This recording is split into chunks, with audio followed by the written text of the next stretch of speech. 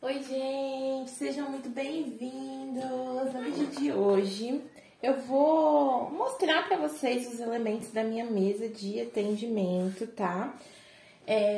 Eu vi lá uns posts no Threads de umas pessoas falando sobre esse movimento que tá acontecendo de novas bruxas despertando, novas pessoas buscando aprender as artes místicas, né? Tanto o tarô, quanto os oráculos no geral, quanto a bruxaria em si. E como as pessoas têm se preocupado em ter elementos mais caros, digamos assim, nas suas mesas, nos seus cenários. Então eu falei, poxa, eu vou mostrar como é a minha mesa de atendimento. Eu trabalho com a cartomancia há 5 anos, tá? 5 anos, vai fazer 6 anos que eu trabalho com a cartomancia no começo do ano que vem. Daqui a alguns meses, daqui a 3 meses. E as minhas mesas de jogo, elas já foram de diversas formas. Por quê? Quando eu comecei... Gente, eu acho que a mesa montada do jeito que está hoje é a mesa mais incrementada que eu já tive. E mesmo assim, vocês veem que eu não tenho elementos caros, não. Não é porque eu acho que a gente não pode ter. E sim porque eu tenho uma realidade hoje que... Pra mim tá tudo bem ser assim. Eu comecei jogando tarô. Gente, eu tinha... Mas eu nem tinha pedrinha de tarô. Eu nem tinha pedrinha, não tinha cristal. Eu usava o copo d'água, tá? Porque eu sempre, desde que eu comecei a jogar tarô, eu sempre gostava ali de ter pelo menos um copo d'água, sabe? Pra me ajudar ali a filtrar tal. As velas sempre estão muito presentes, porque elas me guiam, elas transmutam, elas me permitem clareza para acessar o jogo, o campo da pessoa. Mas também já fiz muito jogo sem vela, tá?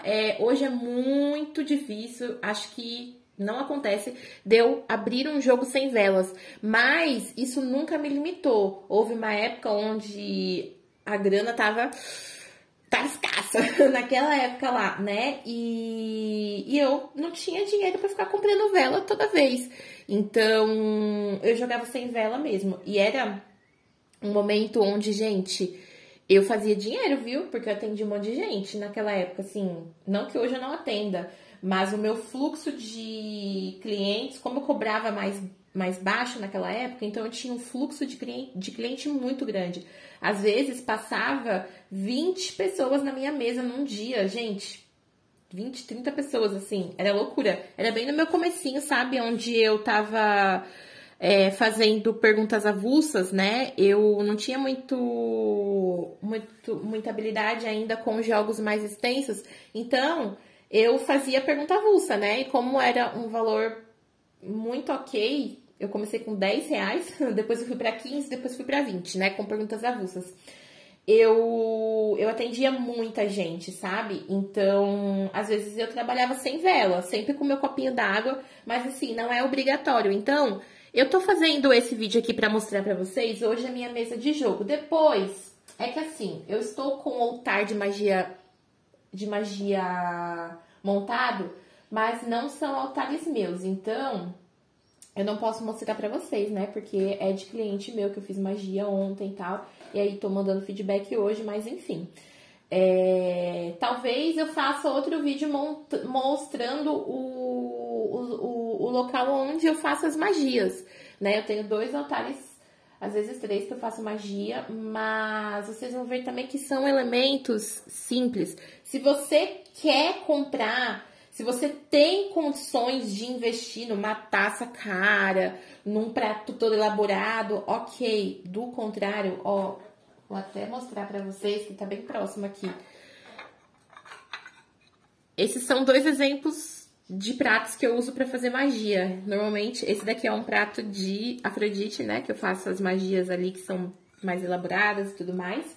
E esses daqui é onde eu faço as limpezas emocionais.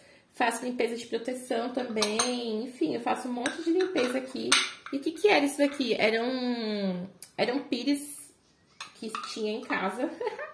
Aí eu fui pegando, fui energizando eles, lógico, depois disso não usava mais, né, claro. Mas foram pires que tinham na minha casa e eles são muito bons. E esse prato aqui, meu, ele tava... Tinha uma planta em cima dele, tava em cima de uma geladeira que tem lá fora. E aí eu peguei ele, porque eu falei, ó, cara de Afrodite. Então, gente, é sobre isso, sabe? Não se prendam a itens caros. Se você quiser ter itens caros, ok, mas não. Então, eu vou mostrar pra vocês, ó, porque essa é a minha mesa de jogo. A mesma mesa que vocês veem, que eu gravo os vídeos de tarô, que eu gravo das cartas, que eu gravo os cursos muitas vezes, são mesas assim, ó. São mesas onde eu coloco aqui, ó. Como eu sou uma bruxa, então, eu trabalho com... sou uma bruxa, né? Trabalho com terapias energéticas, então eu sempre tenho os 4 elementos na mesa. O elemento ar, representado aqui por este incenso. O que eu faço com incenso?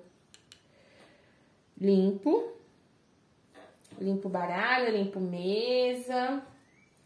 Quando as cartas estão abertas, eu movimento o jogo para dar clareza, para dissipar as dúvidas, confusões, né? E deixo aqui.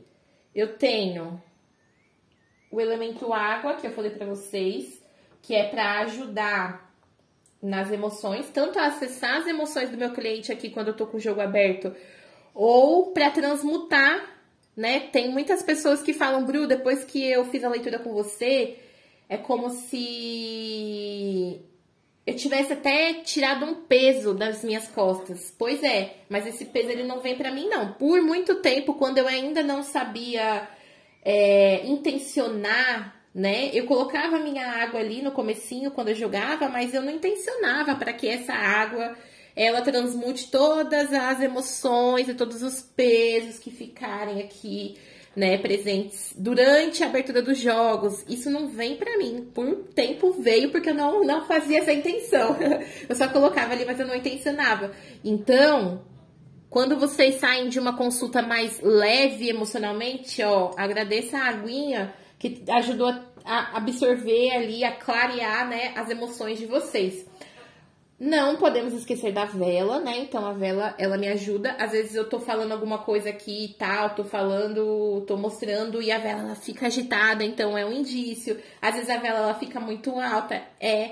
São sinais, são confirmações. Gosto de deixar ela aqui também pra dar clareza pro jogo, ou seja, pra iluminar mesmo o que precisa ser revelado, né?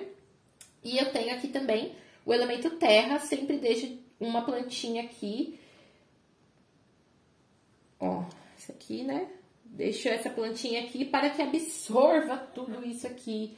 Para que a terra para a pessoa entender o que eu estou falando, né? Esses são os elementos principais, fora os baralhos que eu uso, tá? Não são todos os jogos que eu uso, todos os baralhos, mas eu gosto sempre de deixar tarô mitológico, baú de mensagens numerológicas, ó. Gente, esse daqui é baratinho e ele é maravilhoso, porque você pode ir pelo número, você pode ir pela mensagem, você pode utilizar os dois de diversas formas. Gosto de deixar o meu tarô mitológico aqui, porque alguns jogos eu faço com ele. Os jogos principalmente de arcano pessoal, arcano anual, né?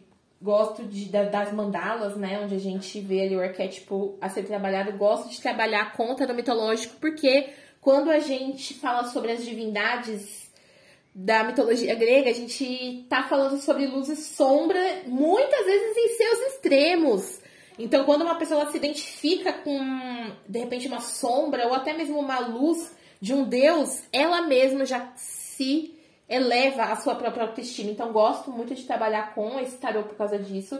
O tarô oráculo das intenções, eu sempre trago, a maioria dos jogos eu uso ele para intenção do momento, né? E o tarô que eu gosto, que é o tarô da bruxinha, eu sempre abro as leituras. Essa carta tá assim, gente, porque eu estava montando uma campanha e escolhi a carta do carro para direcionar. né? Mas ela tava desse jeito. Mas eu sempre uso, é muito difícil eu não usar esse baralho. Tanto para fazer os jogos, para abrir as mesas de vocês, quanto para trazer conselhos aqui e para dar aula, né? Para quem não sabe, o meu curso de simbologia é o curso de simbologia do Everyday Witch Tarot, tá? Então, se você tem esse baralho, mas você ainda não tem nenhum curso dele, aqui na descrição do vídeo estão todas as informações sobre o curso de simbologia. Então, ó, o que mais eu tenho na minha mesa? Eu tenho meu leque, tá? Não quero tirar ele aqui do lugar. Mas eu tenho meu leque para trazer aqui a minha conexão cigana para os jogos, tá? Tenho também 2 animais de poder. A coruja para me trazer sabedoria, conhecimento. E esse barulho foi a Pitucha subindo em cima do armário, deixa ela lá. E o gatinho, para trabalhar a intuição, né? Para me ajudar aqui a acessar algumas coisas. Tenho também um louro aqui, ó. Sempre gosto de colocar alguma erva. Às vezes eu coloco hibisco. Mas hoje tá o louro aqui para trazer sucesso em tudo que eu abrir aqui nesta mesa. Tenho os meus cristalzinhos aqui. Enfim, vocês veem que não é nada muito elaborado, mas tudo tem um significado, tudo tem uma simbologia. E essa pedrinha aqui, na verdade, eu tenho essas 2 pedrinhas pretas que eu gosto de colocar no umbigo quando eu vou abrir a energia de outra pessoa. É sobre isso, é o meu modo de proteção, né? Então, esse cafezinho aqui, gente, eu não coloco toda vez, tá? Eu coloquei dessa vez aqui porque eu senti de colocar para a energia dos vovôs e das vovós. Porém, não é toda vez que eu coloco aqui na mesa, tá? Então, esses são os elementos da minha mesa hoje. Pode ser que daqui 6 meses eu faça outro vídeo, vocês vão ver que vai estar diferente. Mas são itens que eu considero essenciais aqui para o meu propósito de jogo, de atendimento e de trabalho. Depois eu vou fazer um vídeo para vocês mostrando os altares das divindades que eu trabalho. E é isso, gente. Coloquem aqui nos comentários se vocês têm alguma dúvida sobre o que eu falei, como que é o seu altar. Coloca aqui nos comentários, descreve pra mim se você é do tipo que tem uma mesa montada ou se você é do tipo que pega o baralho e joga em qualquer canto ali sem muitos elementos pra te auxiliar. Coloca aqui quem é você no rolê. Se você gostou do vídeo, deixe seu like. Se você não é inscrito no canal, se inscreva aqui. Eu trago diversos tipos de conteúdos místicos, desde leituras de tarô, aulas sobre os arcanos, aulas de magia natural também, tá? Então, receitas também, gente, receitas mágicas. Vocês entram aqui no meu perfil, tem vários tipos de receitas mágicas. Mas é isso, até o próximo vídeo. Tchau, tchau, gente!